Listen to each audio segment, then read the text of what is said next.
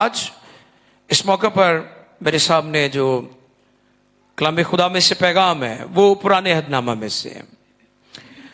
तवारीख की पहली किताब है और उसका चौथा बाब है, चैप्टर 4।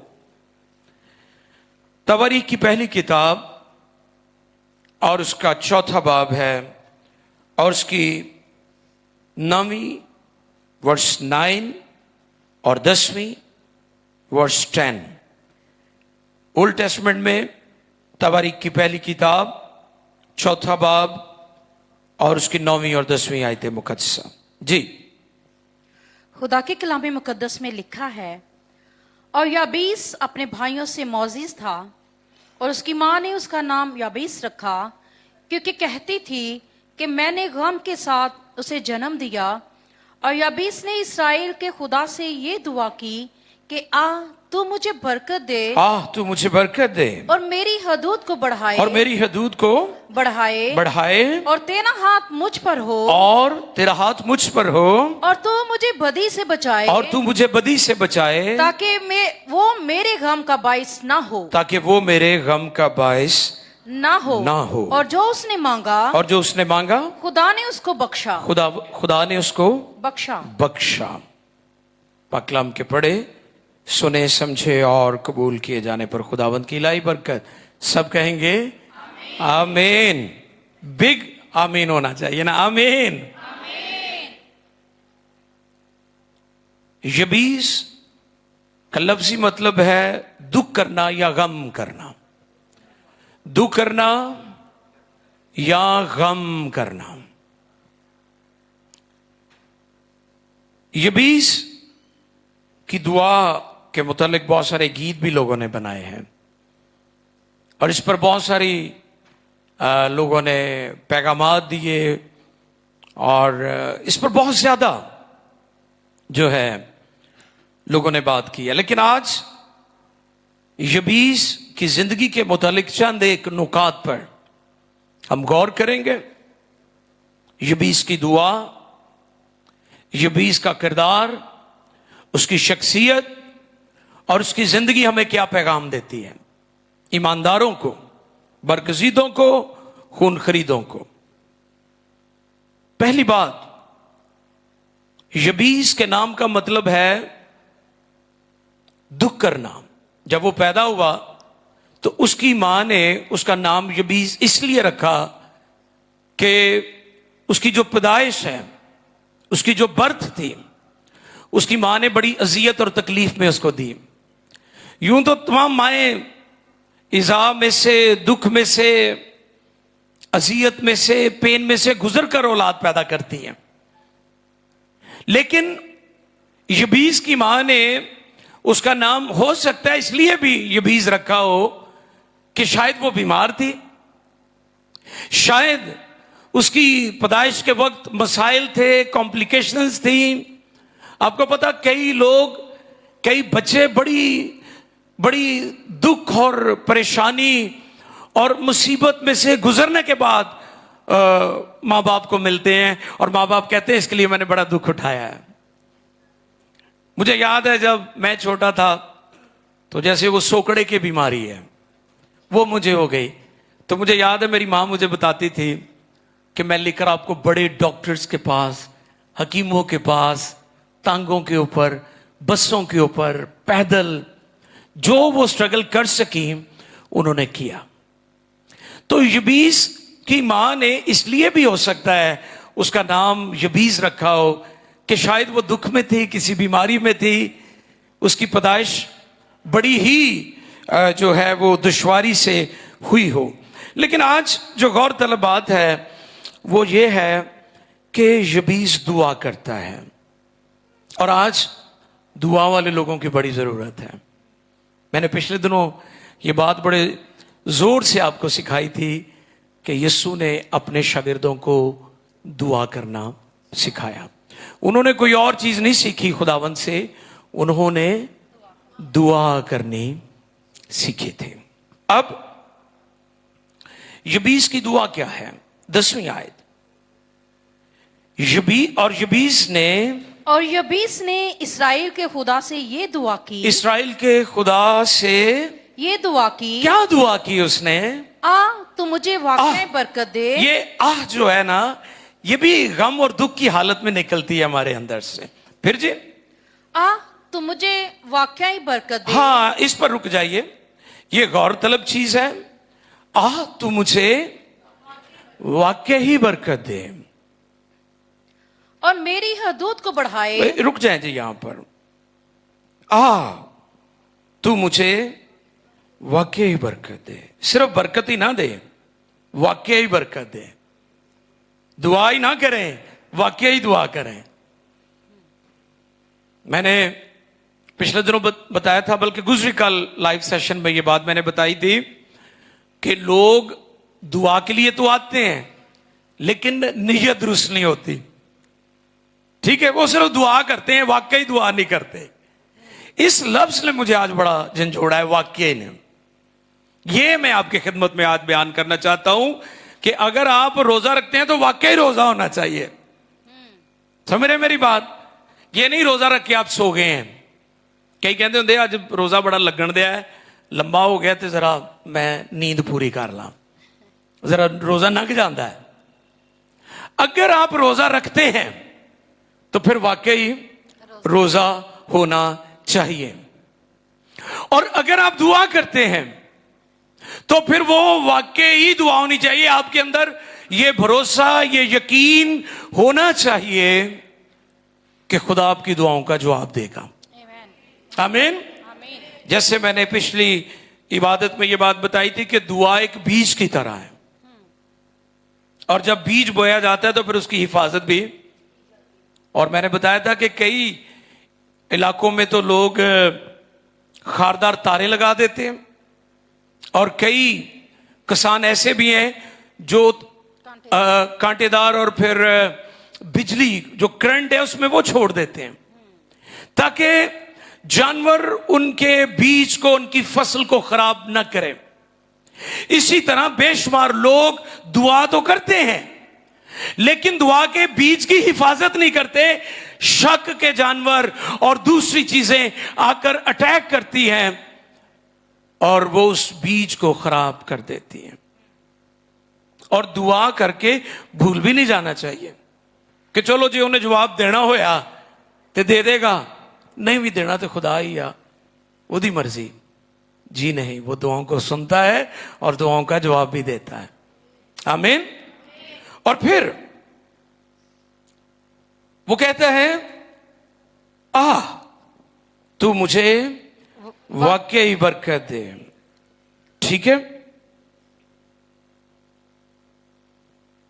और फिर उसके बाद और मेरी हदूद को बढ़ाए, और मेरी हदूद को बढ़ाए, हदूद को बढ़ाए। मैं गौर कर रहा था जब ये आयत मेरे सामने आई, वाकई तो वो औरत जिसको 12 बरस से खून जारी था, उसके बारे में कलाम क्या फरमाता है?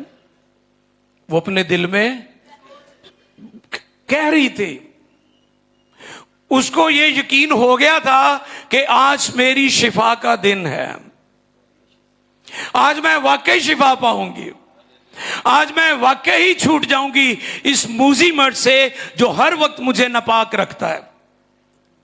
यह है शिफा पाने की कि आप जब दुआ करवाते हैं तो आप कहें मुझे वाकई शिफा मिलेगी।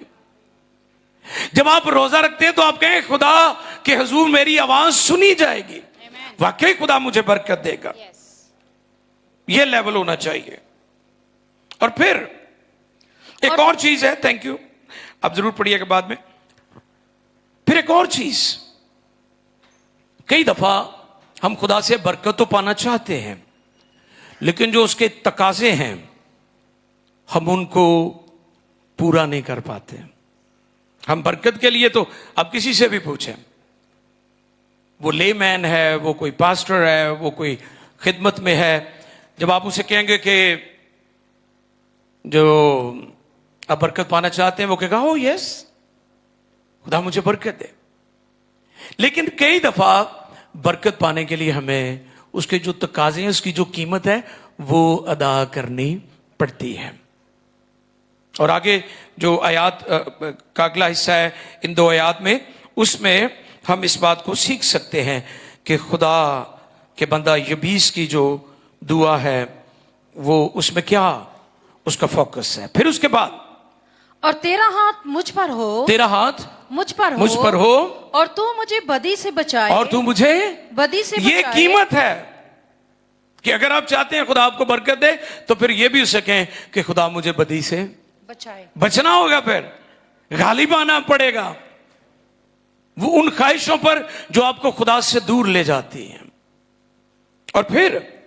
और जब हम इस बात को ज़हन में रखेंगे ना कि खुदा भला है,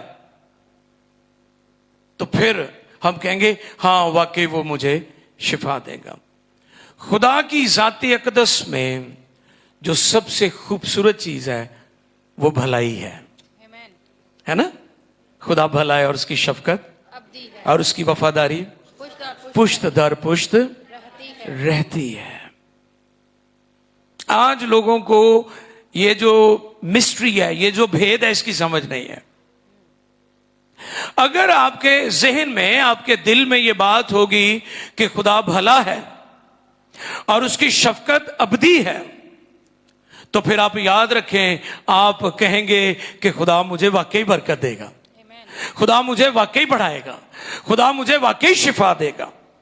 और मेरे अजीज, जब आप इस लेवल पर आ जाते हैं तो फिर यकीनन खुदा आपको बरकत भी देता है और खुदा आपको बढ़ाता भी है।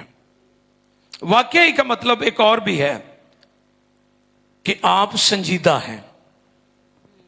क्या है आप? संजीदा। यानी आप अपनी दुआइया दरखास्त के लिए संजीदा भी हैं। ये नहीं भी मैं मंगया है वो दे देगा तो दे दवे, नहीं देना तो ना देवे। ऐसे नहीं दुआ होती। दुआ के लिए आपको संजीदा भी होना पड़ेगा और आपकी दुआइया दरखास्त वाज़ेह भी होनी चाहिए।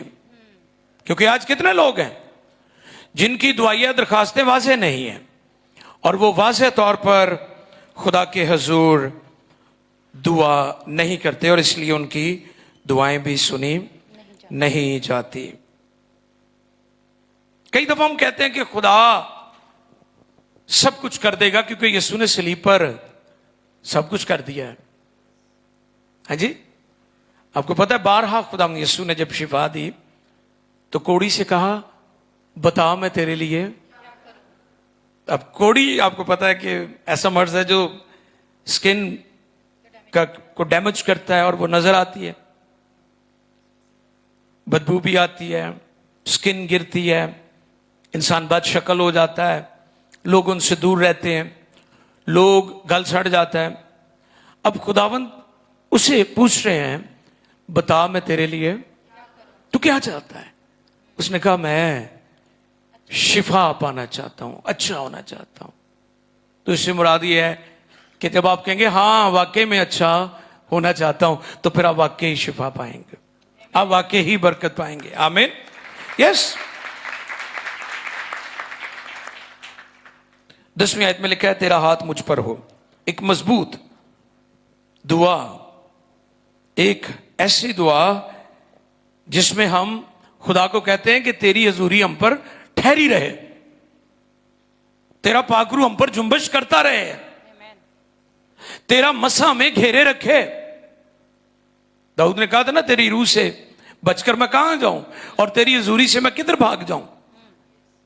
तो इसलिए आपके लिए ये मेरा मैसेज है कि आपकी दुआ में यह बात भी होनी चाहिए कि तेरी हजूरी, तेरी अनॉइंटिंग, तेरा मसा मुझ पर ठहरा रहे। और कई दफा खुदा में देना चाहता है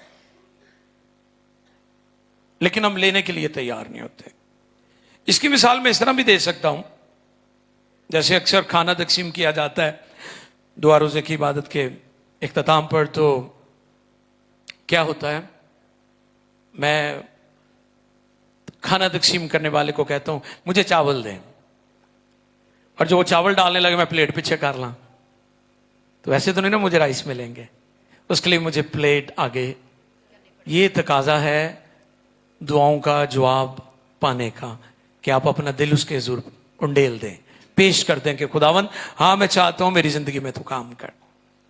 ये तकाजा है इसका। बड़े लोग हैं उनको मिलता ही नहीं है। खुदा देना चाहता है, पहले कहते रहते हैं खुदा में दे दे दे, और जब खुदा देना शुरू करता है तो फिर वो पीछे हो जाते हैं, उसको अंडरस्टैंड नहीं करते। तो यबीस की दुआ के लिए आखिरी बात उसकी दुआ के मुतालिक यह है कि मुझे बदी से बचा। उसने ये नहीं कहा कि खुदा मेरी बदी पर पर्दा डाल दे, वो कहता है बदी से मुझे बचा। इसलिए आज ईमानदारों को यबीस की दुआया जिंदगी से सीखना चाहिए कि खुदा दुआओं को सुनता है और उसका जवाब भी देता है। लेकिन उसके लिए क्या करना है? आपने यबीस की तरह कहना है कि मुझे हाँ वाकई बरकत है और मुझे बदी से बचा। ये दो की वर्ड हैं जो आज के इस पैगाम में है, वाकई और मुझे बदी से बचा।